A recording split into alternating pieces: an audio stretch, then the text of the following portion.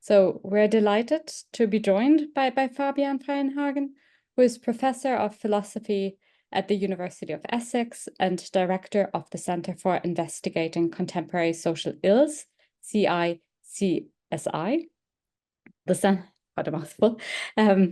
It's a new research initiative of academics and practitioners, and it takes inspiration from the early Frankfurt School to study problems with society by conceptualizing them in terms of social ills or pathologies, and to provide conceptual tools and broader evidence with which to address them. Its approach is interdisciplinary and collaborative. It's guided by individuals and social movements who are struggling to end oppression, needless suffering, and injustice. And Fabian's own research focuses on mental distress and its social context, and he's the author of the book Adorno's Practical Philosophy, Living Less Wrongly. Fabian, thank you very much for joining us. Over to you. Thank you, Hannah. Thank you for the kind introduction and invitation to you and colleagues, and for Trudy to make this possible today. And thanks to everybody who's joining us. Okay, let me just see how I get this work.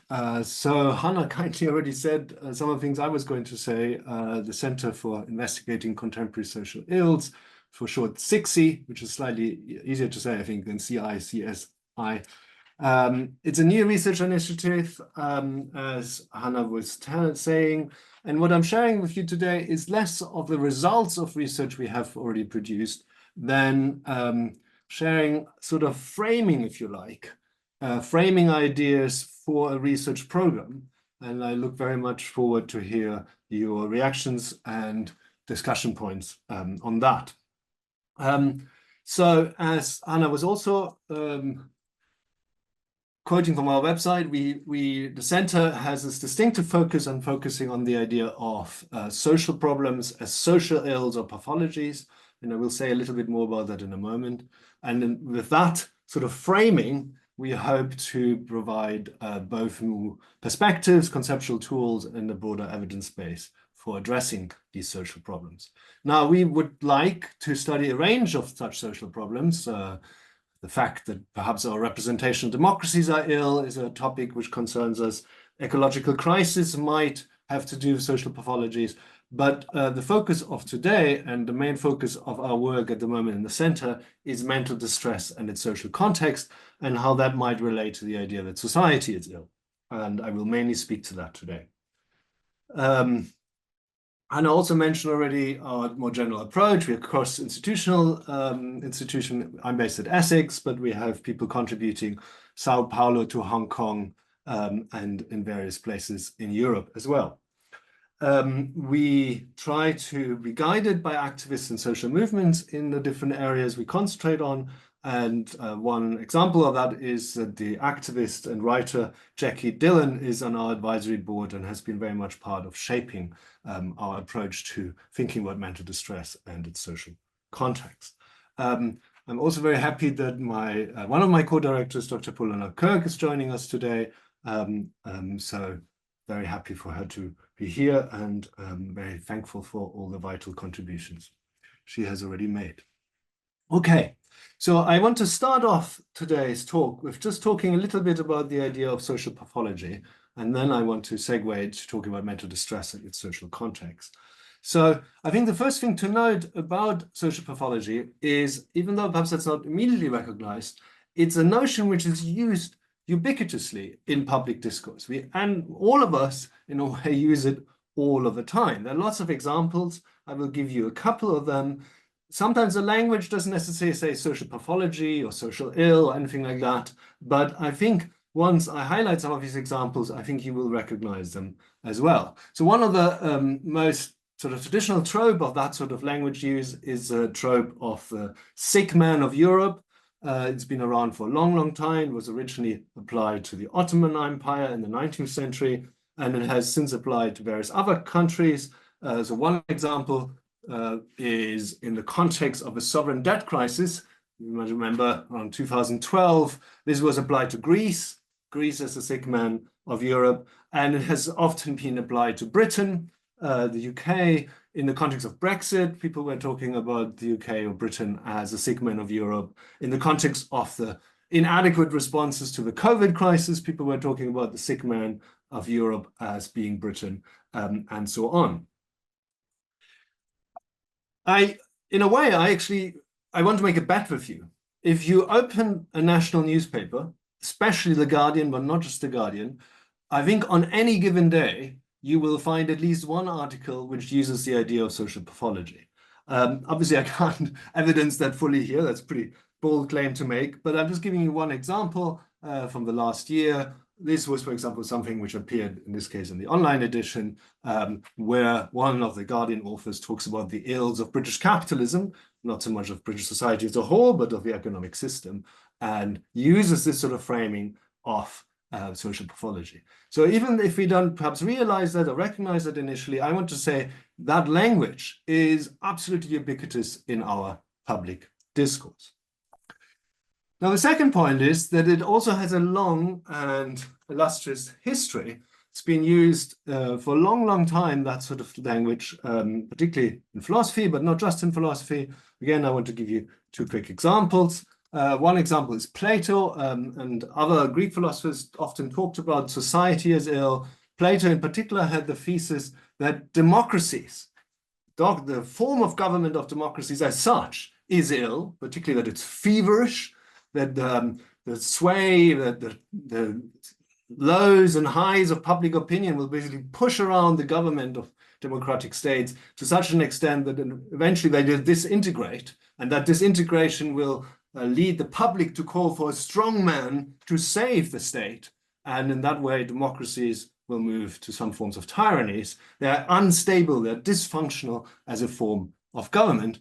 And you might think Plato was onto something. Give you another historical example. Mary Wollstonecraft speaks of gender oppression in terms of social pathology. She writes in one point, for example, the gangrene which the vices engendered by gender oppression have produced is not confined to the morbid part, it pervades society at large. So here you see a medical metaphor, fever in one case and gangrene in the other case, being used to describe a social body in one way or other. And there are lots of other examples in Rousseau, Hegel, Durkheim, Marx, and so on. Third point, it's also, this language and this notion is also operative in the social sciences. You find it in various contemporary work in the social sciences. Again, I'll just give you one example to do with ill democracies, partly because that's also an interest of us at the center.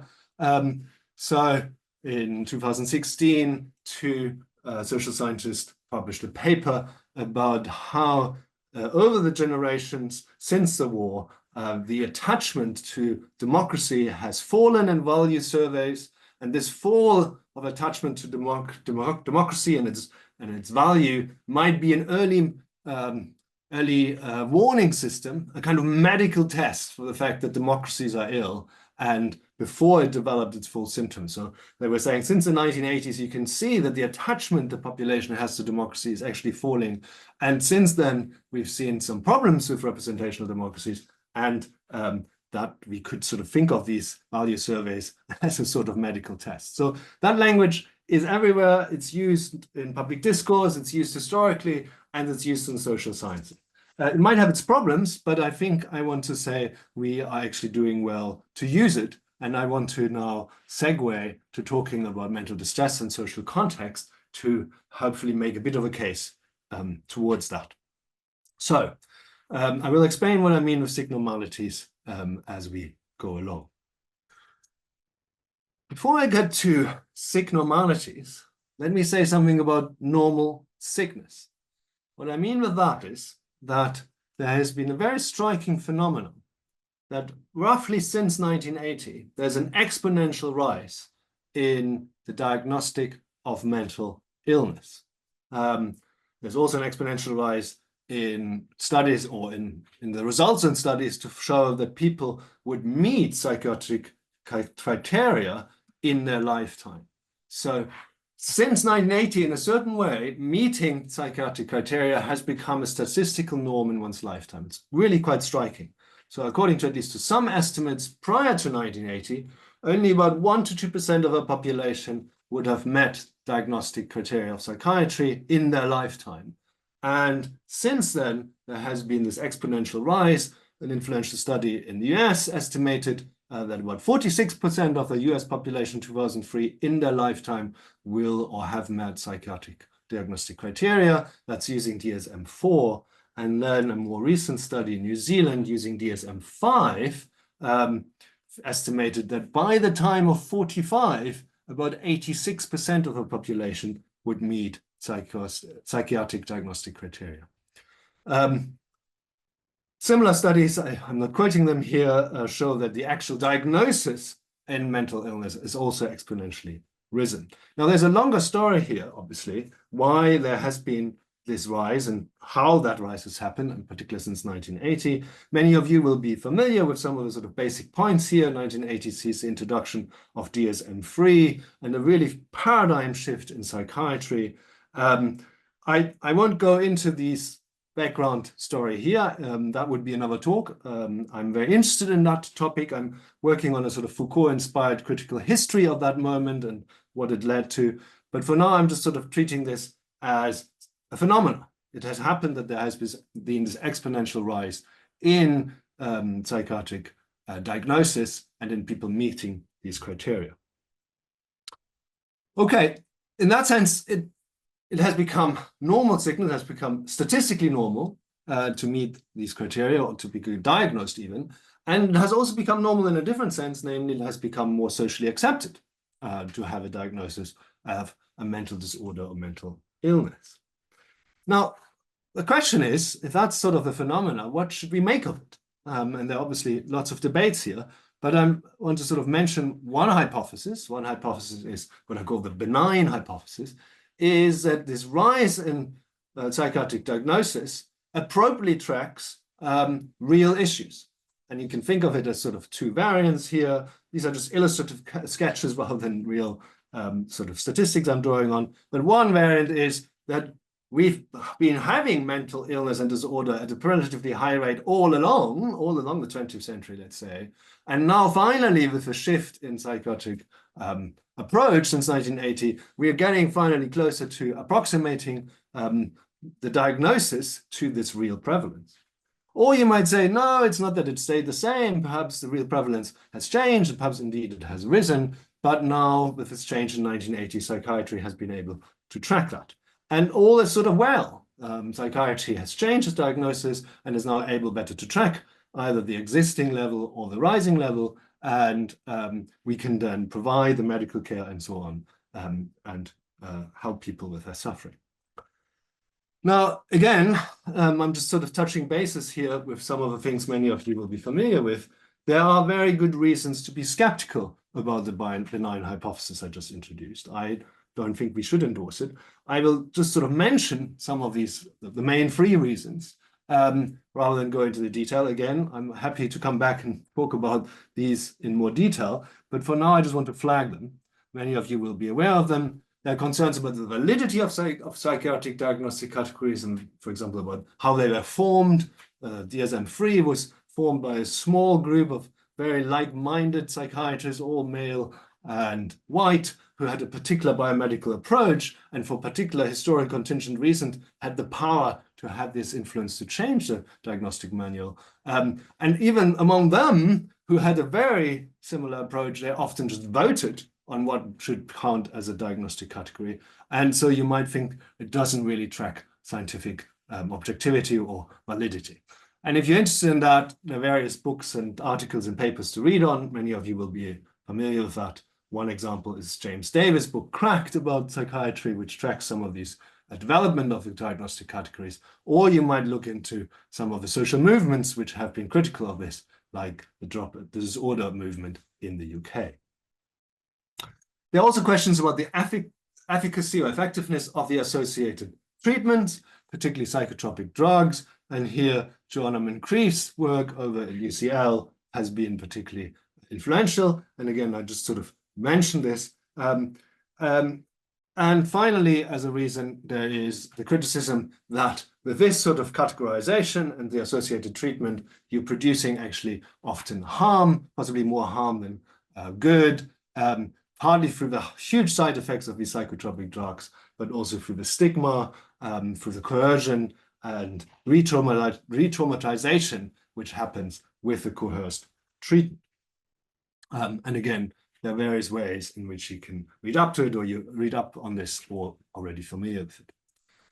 One of the reasons, because I don't say that much about this, I just sort of flag them, is because in a way there has been quite an important shift in the last 5-ish years. This sort of criticism was, and skepticism about something like the benign hypothesis, was more of a fringe and radical position about 20 years ago, when Joanna Moncrief and others really started pushing, but it's much less so. It's not just endorsed by survivors of psychiatry movements or user movements, it's endorsed by health professionals and researchers, including within psychiatry, like Joanna Moncrief, but it's also, importantly, institutionally approved much more now, particularly by the World Health Organization and the Human Rights Council. And a sort of key watershed moment in that came in 2017, when the then Special Rapporteur for the Right to Health, Dainius Puras, himself someone with a background in psychiatry, child psychiatry from Lithuania, issued this report in which he was very critical of the dominant psychiatric framework and the treatments and mental health systems associated with it, and the general sort of approach to distress, to use a non-medicalized term. And in particular, he was saying we should address the power imbalances which are involved in the responses to distress rather than the supposed chemical imbalances. And for that to address the power imbalances, we need to not just reform the mental health system, we really need to have wider social changes. He even went further and said the biomedical approach, at least in its reductivist form or reductive form, can no longer be considered compliant with the right to health. So this was really the World Health Organization and the Human Rights Council through him saying, this is not compliant with human rights. And that was a big moment. And he also in that was indicating that in the long run, at least, we should abolish coercion. And there, since 2017, the World Health Organizations and other UN organizations have very much continued in that vein. For example, last year, in 2023, they issued a report about what changes to the legislation would have to happen to comply with this alternative view and approach. So I think the benign hypothesis, we have good reasons to be skeptical about it, even to reject it, and it's not even a fringe position anymore. It's been now much more widely accepted. And I think many of you will be already aware of that. So we have this issue, we have this sort of phenomena of normal sickness, or normal distress at least. And there's a sort of question, how should we think about it? And that's where I think philosophy and perhaps our work can contribute. So given the problems with the benign hypothesis, the question is sort of, it seems something is amiss here. I mean, to put it in a sort of mouthful of a question, what is going on that there are exponentially rising numbers of people who are considered by psychiatry to meet its criteria of mental disorder or even diagnosed as having a mental illness, while there's good evidence to think that these very criteria lack validity and their application is often either ineffective or even harmful. What's going on? What is going on here? Is there something rotten in the state of Denmark? So to sort of move forward with a research program which approaches this differently, I guess one other approach is to say, okay, it's not just that even if we have worries about these psychiatric categories, there is something here happening. There is a real phenomena, and the real phenomena is that people's levels of distress and the number of people who are in distress are going up. This is partly tracked by the rise in diagnostic prevalence, but the psychiatrization of its distress also obscures this wider picture, and they don't match onto each other one-to-one. And we should sort of think more about, in a non-medicalized way, about distress, and then see more perhaps whether the medicalized, the psychiatrist's understanding of it is helpful when it is helpful and when not. So There's rising levels of distress, and that is due to social factors, and many of you involved in the CICSI Centre are working on the social determinants of distress. So in a way, I guess I'm talking here to a group of people who are working in this field already. Now, obviously, there are various social determinants of health or social determinants of mental health people mention.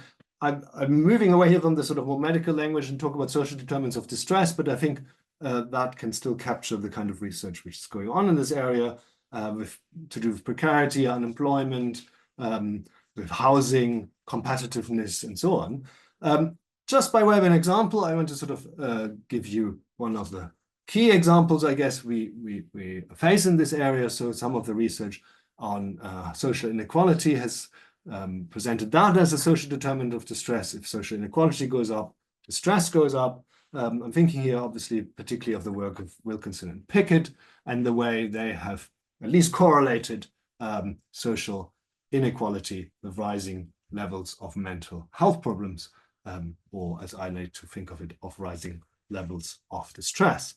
And there has been other kind of work, which again, I'm just sort of touching base on, which is arguing that in the last 40 years or so, there's clear evidence that social inequality has been rising, and for systematic reasons.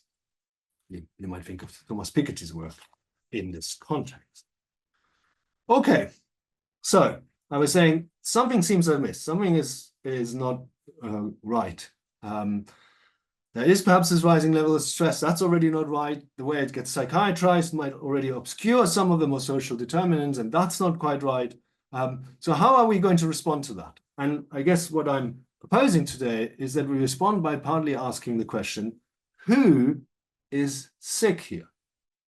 And if we ask that question, we might answer it in a different way than psychiatry answers it, that the sickness is located at the level of the individual, and might shift it and think, no, the sickness, the illness, the pathology is located at the level of society. So that's a proposed perspective shift. Our social normality, our society is sick and makes us unwell, harms us, distresses us. Whether or not we then think about that distress in medical language is a secondary question for the purposes of this consideration at this point. So we shift then the focus onto society and what we can do at the social level or societal level in responding to the distress and responding to the determinants of that distress. And also means a shift towards more prevention, not just reacting to the distress, but prevention. And prevention in this case might be much further than we normally think about public health measures or something. It might require wider social change, perhaps in the way that Puras and others have indicated. Now, one sort of important point to pause. I'm not saying that with this shift towards society and social pathology, we should just leave individuals to their own devices. We should still provide support for individuals in distress, but we shouldn't neglect the upstream causes. But I guess I'm preaching to the converted here when I'm talking to people who work on social determinants of distress, as I imagine most of you, or many of you do. Okay, what would be the advantage of locating pathology at the societal level? I think there are several advantages. I will mention three. The first one is, I think, if you look at sort of social movements and critics of the current approach, like Drop the Disorder, they often talk about that we need to talk more about the social determinants and the social context of distress, but they're lacking, to some extent at least, the sort of powerful organizing ideas to affect that change of perspective which they would like to see. And I think the talk about social pathology and signormality might provide such a powerful organizing ideas for these critical perspectives and for a different approach which focuses on society and social context of distress. Somewhat relatedly, there's a second point. The second point is, first of all, that one of the reasons people are hesitant to talk about pathology and pathologizing when it comes to individuals is that if you say that an individual has a pathology, if you pathologize certain conditions they have, or even to some extent the individual, that often has problematic aspects. Among other things, it has stigma attached to it. And that this sort of pathologizing approach at the individual level can be quite problematic. But I'm not sure that these problematic consequences of talking about pathology and pathologizing society in this case would carry over to the collective case. By saying that society is ill and society is pathological, we don't necessarily attach any pathology to individuals and any stigma to individuals. Just the opposite, in a way, by saying that it's at the social level where the illness and the problem lies, we perhaps to some extent take some of that problem of individualizing it away, and also from moralizing what is happening in a way which pathologizing the individual often does. So it would still have negative connotation to speak of society as ill and pathological, but I think that's partly would motivate people, and that's why it's partly why it's a good, powerful organizing idea to think about these social problems and society as a problem in terms of pathology language. Thirdly, I partly talked about the ubiquitous nature of our pathology talk at the beginning and social pathology talk at the beginning, because my sense is that it's almost unavoidable, it seems, for us to use the body as a metaphor, the physical body as a metaphor for social problems and for our social body. And it's very hard not to pathologize in response to problems we find. So instead of sort of trying to rein that in and to repress it, if you like, I'm saying, look, let's provide an outlet for it, an outlet at the societal level rather than at the individual level. And that might take some of that pathologizing and stigmatizing of individuals away by providing an outlet for that sort of language, sentiments, and so on. Okay, so if that's the way to go, then there's sort of wider questions here. So often, at least it's my impression, that some of his wonderful work on the social determinants of health, mental health, or as I would say, of distress, the social determinant work is really doing wonderful, wonderful strides. But sometimes I feel like what we need is more like this organizing idea is, what is it about society that it produces such social determinants? What's the nature of society that produces that? And I think that seems to me a key question which this framing of social pathology can put in the foreground. Is it just accidental that society produces the social determinants of distress and at rising level? Or is it not just accidental? Is it perhaps an unintended consequence of the normal functioning of the particular kind of social formations we live in today? Is it a consequence of the nature, the logic and nature of these social formations? In particular, might they be sick, and in which sense does it make sense? And can we think about them as sick? Okay, now one of the first steps in making progress with that is to develop a sort of more up-to-date and defensible conception of social pathology. I want to just mention one which we have started to develop, and also the notion of signormality, which is related to that. In developing this new conception of social pathology, we were guided by an unexpected aspect of the analogy between social and medical pathology.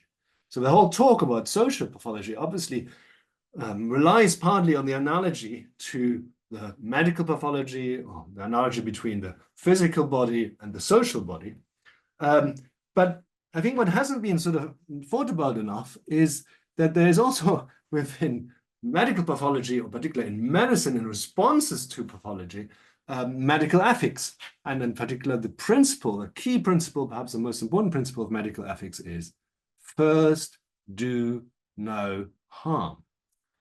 And so perhaps one way to think about social pathology is to be guided by this principle of medical ethics and apply it to the social case. So our sort of new conceptualization of social pathology is doing that by defining it as something in that vein. A society that systematically and preventably harms individuals is pathological. And related to that is this idea of signormalities or signormalities. There might be plural ways in which it's happening. And that's a society where its normal functioning, not just some unfortunate external effects in its everyday or other kind of context, the normal functioning of a society produces harm. That's a sick normality, a sick social normality, where what is normal for that social formation produces systematically and preventably harm to individuals. So how can we apply that to this idea of distress? And that's sort of the key methodological challenge in talking about it. And as I said at the beginning, I'm not presenting to you research results so much as a sort of framing towards a research program. And so the challenge is, how can we make the case that our societies are signomalities understood in the way as I just defined them? So let me just mention some of the ways in which we've tried to make some headway with it, or hope at least to make some headway with it. There's sort of three main ways to go. We propose a mix of approaches and methods. There's not just one method we will use or could use for that. So one bigger research project, which is currently under consideration with the funder, is itself a mix of methods and approaches. It uses Hegelian social philosophy, and what that is, I will say a little bit more in a moment. It uses Hegelian social philosophy to analyze two societies, England and Brazil, and it's trying to see whether we can understand them as signomalities in the way I define them, and also to compare how they are in different ways sick and dysfunctional. We then have ethnographic studies of psychiatry in both these countries, which also look at case histories, particularly looking at how within psychiatry the social context, social causes, social determinants get obscured and put aside in the actual practice of psychiatry, even if perhaps often there's talk about the biomedical social model. What happens in practice that the social gets sort of crowded out? And we are trying to learn from experts by experience using both qualitative and quantitative methods to see how a non-medicalized understanding of their distress and what kind of responses to distress and alternative responses to distress exist, and how they might relate to the signomalities in which they are placed, or at least the hypothesis is they are placed. Another project is using a critical case approach by looking at case studies from psychotherapeutic practice, particular psychoanalytic practice. And I will say a little bit more about Hegelian social philosophy and this critical case approach today. As I said, it's more towards a research program, but I want to give you a little bit more of an idea of what this involves. And I will give you two quick case studies to give you a bit of substance to respond to. Okay, before I say something more about these two, I want to mention a third element, which is really quite important to what we are doing, but which might be surprising and neglected. So the third one is, for want of a better word, we are engaged in knowledge exchange activities. So it's important, the exchange part. I don't like the word knowledge exchange, but I haven't found a better one. It's not that we are disseminating knowledge. It's more that we are interacting with various practitioners and researchers in this field and trying to learn from each other, and also try to build some sort of alliances. The main form this has taken is two successful summer schools we have run over the last 2 years. And in one sense, they are really part of the wider research initiative, and they're not just sort of accidental or secondary to it or something like that. It's actually, in many ways, we learn much more from them than necessarily the participants might.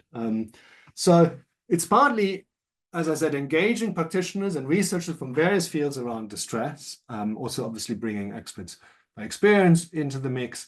That also involves, key part of the methodology here is including those with different views, such as proponents of what I called the benign hypothesis before, that psychiatry or the psychiatric diagnostic categories track, and the rise of the application track something real in an appropriate way.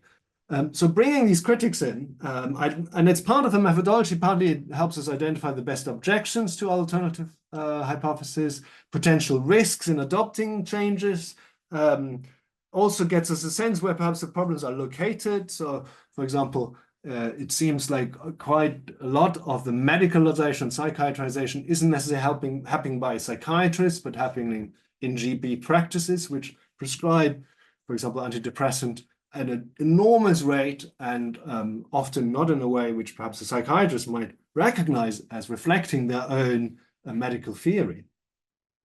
And it also involves sort of engaging these critics and trying to see what might be to help them to shift them. So, for example, we had Tony David as part of that, who I think, partly as a result of that summer school, has been talking more about social context of distress since. So perhaps we had some result there already. But these events are also partly about creating alliances. Partly, if you want to have a perspective shift, well, and you're saying, look, here's a powerful organizing idea, you also have to see whether people actually want to adopt that idea and find it helpful, and it helps build these alliances and so on. Okay, so it's a third plank in our approach, and I think it shouldn't be neglected. Actually, there are lots going on there, and I recommend doing this sort of work. Let me say something about the two other methodological aspects I mentioned, and I promised to say a little bit more. Starting with Hegelian social philosophy, where my sense is with the audience today, that's the one which is perhaps less familiar to many. So what I mean with Hegelian social philosophy is a philosophy which interprets society, its nature, its logic, drawing on social science research. But sort of philosophy is, for me, at least in this context, very much about interpretation, about identifying and disclosing wider significance of phenomena already studied by other branches of the academy. So let me make it more concrete. So Hegel gives lectures on the philosophy of right, and these lectures eventually get published as a kind of book, which comes out in 1821.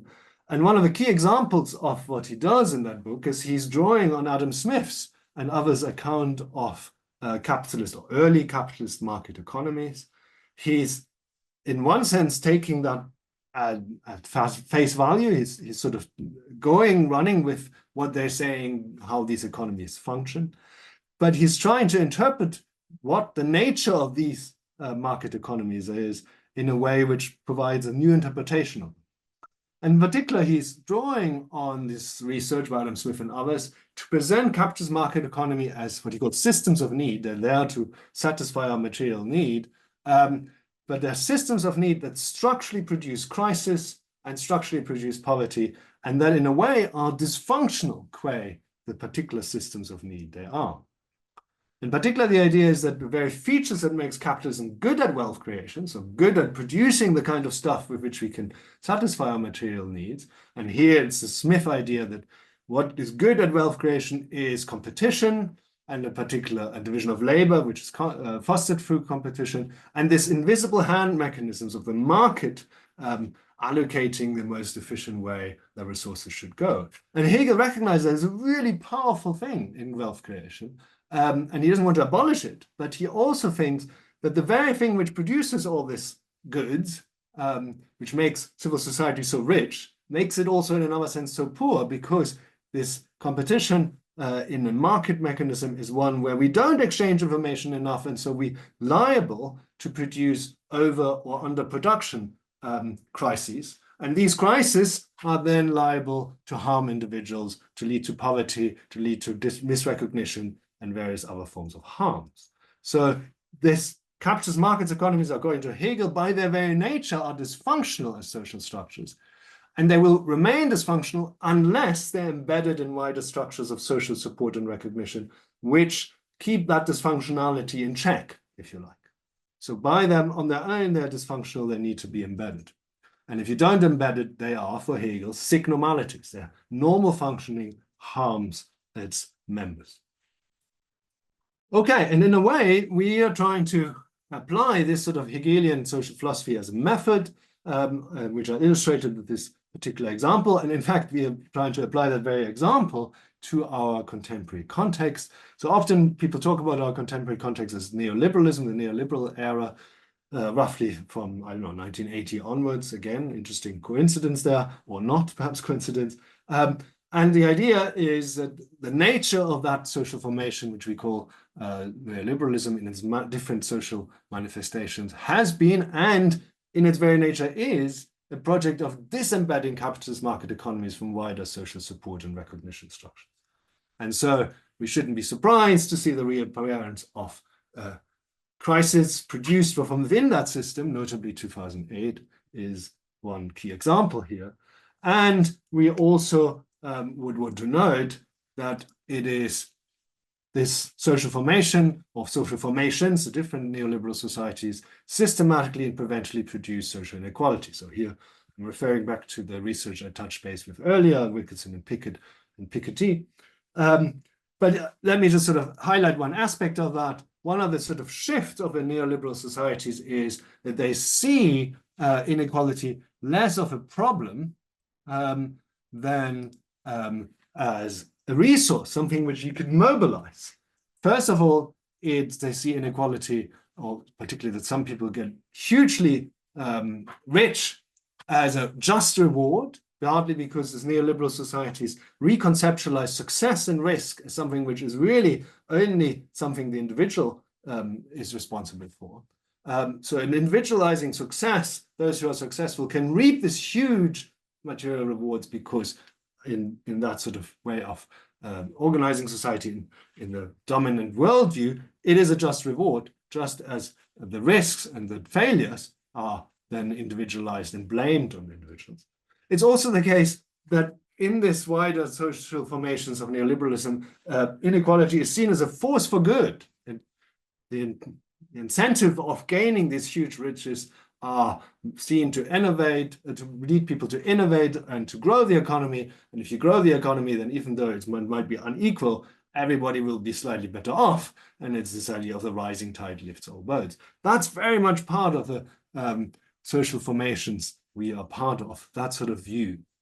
And at the same time, there's a dismantling of checks on inequality, and that's very much part of the nature of these social formations since 1980.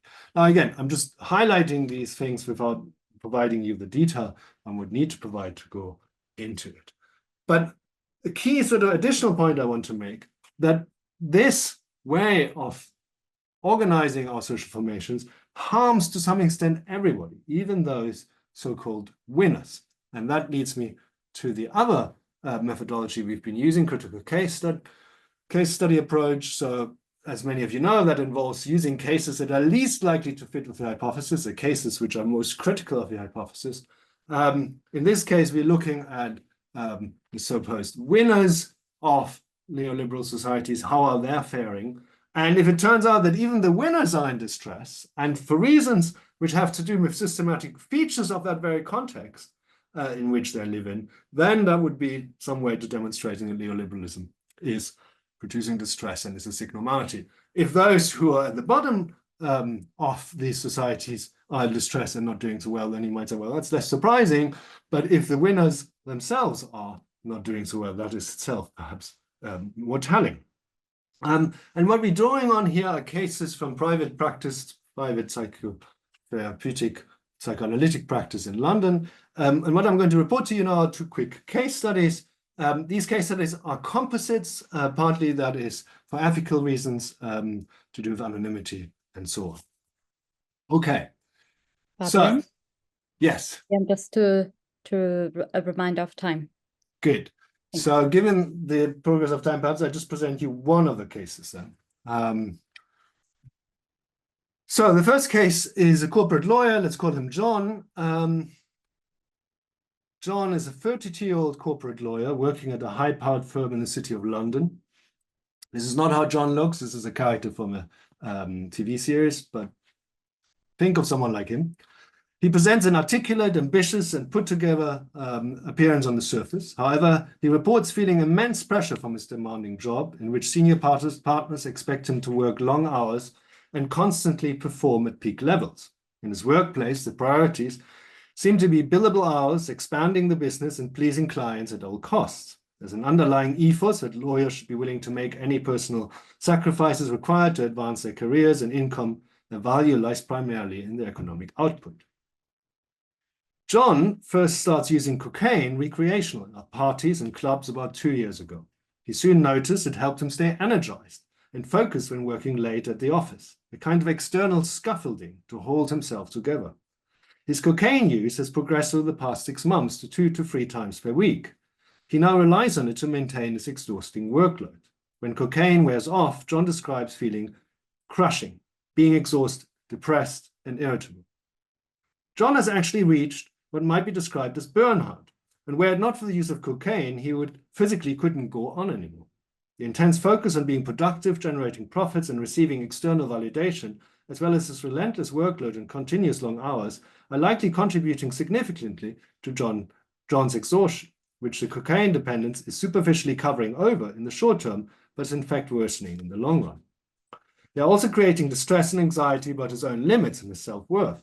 John feels unable to be vulnerable or honest about his burnout and need for rest because it would threaten his status and perceived worth in such competitive, individualistic environment, and thus his mainly work-connected sense of identity.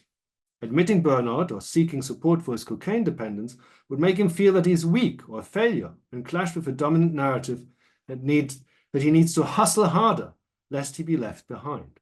His lifestyle and social context leaves little space for genuine human connection. The exhaustion also removes a sense of agency, or the space for reflection on what could change. It causes John to be deeply disconnected from his own needs and from others. He's living an imagined ideal of success that has become disconnected from his needs. And a similar case study of someone who's successful in the entertainment world. Okay, in both of these cases, or at least in the one case heard about, there seems to be a direct link to the systematic feature of the social context, competitiveness, the narrowing was counter success and worthy recognition, the lack of alternative structures of support, the shift from clear boundaries between work and non-work, shift towards this 24/7 sort of work culture, the individualizing of success and risks, and the pressures to self-optimize and disregard vulnerabilities. So in our research program, we hope to combine these sort of critical case studies with Hegelian social philosophy in order to show that what we find in these critical case studies is in fact reflecting the nature and logic of that wider social context, and also thinking about that what sort of social changes would be required to mitigate or eliminate this. As I said, it's a new initiative, and I talked today mainly about framing ideas towards a research program, not mainly reporting on the results yet. Happy to come back and talk about them once we have more development. In sum, we are faced with a normal sickness insofar as it has become statistically normal to meet psychiatric diagnostic criteria. There are good reasons to be skeptical of the benign hypothesis to account for this. The alternative hypothesis is not just that the distress is real and rising, but that it reflects sick normalities. And I sketched a research program for investigating that, combining Hegelian social philosophy with critical case studies, and not to neglect the knowledge exchange activities, for want of a better word. And this is part of the wider research initiative that locates pathologies at the social level, which brings, I suggested, certain advantages. It provides a powerful organizing idea for social criticism and change. It avoids stigmatizing uses of pathology language, but it also provides an outlet for such language, which we seem to need. Thank you. Looking forward to the discussion. Thank you very much, Fabian. This was fantastic and a huge amount of food for thought. So as the audience is getting questions ready, I just wanted to send out a few quick messages that we're posting some links into the chat that we would really hope people could share. They relate to our big upcoming center conference that is coming up very soon. So please follow the chat in that link. Our belongings exhibition, please come to that. And yeah, but now really looking forward to hearing from the audience.